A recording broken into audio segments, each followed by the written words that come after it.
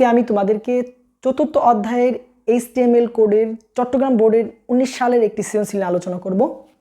দেখেন চট্টগ্রাম বোর্ডের চিত্র 1-এর 19 সালে এই কোশ্চেনটা এসেছিল, সেটিকে আমরা HTML কোডে রূপান্তর করব। তাহলে দেখেন HTML বডি, এখন দেখেন এই লেখাটা কি আছে, this is our national flag. এইটাকেও যদি আমরা কোডে রূপান্তর করি তাহলে কি হবে, this is hour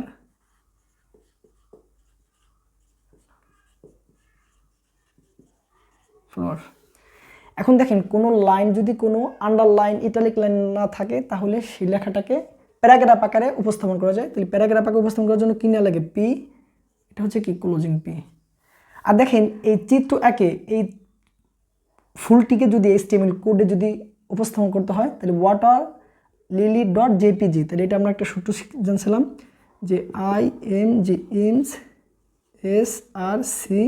double quotation. এখন দেখেন ডট জেপিজির আগে যে লেখাটা আছে সেই লেখাটা বসবে WATER water LILY lily dot JPEG.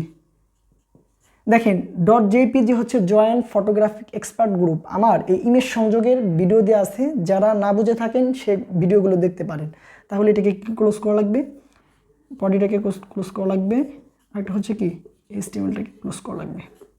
এই ডট জেপিজির আগে যে নামটাই থাকবে সেটি কি ইমেজ সোর্স ডাবল কোটেশন, যে লেখাটা থেকে ফেটে বসবে।